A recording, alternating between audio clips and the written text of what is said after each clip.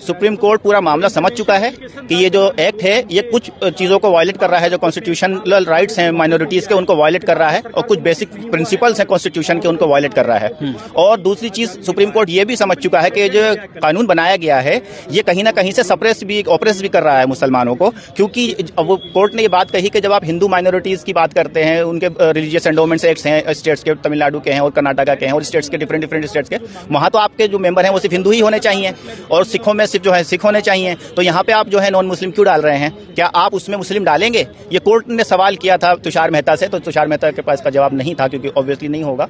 दूसरा चीज कोर्ट ने ये कहा कि जो वक्फ बाय यूजर की आप बात कर रहे हैं कि जिसके पास रजिस्ट्रेशन होगा, जो रजिस्टर्ड है वो ही जो है वक्फ रहेगा। लेकिन मान लीजिए 300 साल पहले 400 साल पहले कोई जो ना वहां पर रजिस्ट्रेशन एक्ट था, किसी ने कर दिया, अब वो रजिस्टर्ड कैसे होगा? वो ऑनर तो मर चुका 400 साल पहले, वो तो खत्म हो गया। पेपर क्या मांगेंगे आप रजिस्ट्रेशन के लिए? किससे मांगेंगे और रजिस्टर्ड करने वाला पर्सन कौन होगा? तो इसका जवाब तुषार मेहता के पास नहीं था। तो उसके बाद कोर्ट ने ये कहा कि देखिए ये एक्सेप्शनल केस है, हालांकि जब कोई पार्लियामेंट एक्ट पास करती है, लेजिस्लेचर एक्ट पास करता है तो हम उसको स्टे नहीं करते हैं court generally, but in exceptional conditions, और this is an exceptional condition, तो हमें यहाँ पर इसको जो है स्टे करना पड़ेगा, कुछ इंटरिम रिलीफ देना पड़ेगा ताकि जो है कुछ गलत चीजें हैं उसको इंप्लीमेंट ना किया जाए। वो 3 चीजें कोर्ट ने मेनली बताई कि क्या हम इंटरिम ऑर्डर पास कर रहे हैं। पहला सुप्रीम कोर्ट ने मान लिया है कि मतलब गलत कानून हुआ है कुछ। जी कुछ गलत है इसके अंदर। देखिए कुछ चीजें अच्छी भी हैं और कुछ चीजें गलत भी हैं। हम अच्छी चीजों को तो हमने कुछ कहा ही नहीं, हमने तो जिस चीज पे ऑब्जेक्शन था वही हमने कोर्ट के सामने रखा। पहली चीज कोर्ट ने ये कहा कि भाई पहला जो नेचर है वो चेंज नहीं होगा, किसी भी प्रॉपर्टी का नेचर नहीं चेंज होगा। नेचर यानी कि जो वक्फ प्रॉपर्टी है, चाहे वक्फ बाय यूजर है या चाहे रजिस्टर्ड है,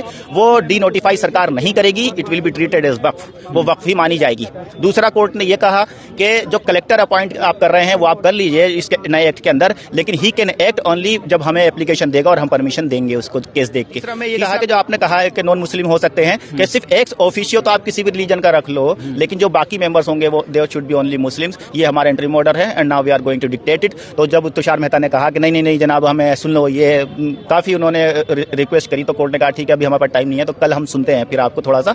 तो हमने कहा आप इनको सुनेंगे तो फिर हम भी कुछ नए आर्गूमेंट्स लेकर के आएंगे। पक्ष चाह रहा है कि स्टे ना मिले, आपको लगता है? एग्जैक्टली, बिल्कुल, तभी तो, वरना तो आज तो कोर्ट डिक्टेट कर रहा था इस इंटरिम ऑर्डर।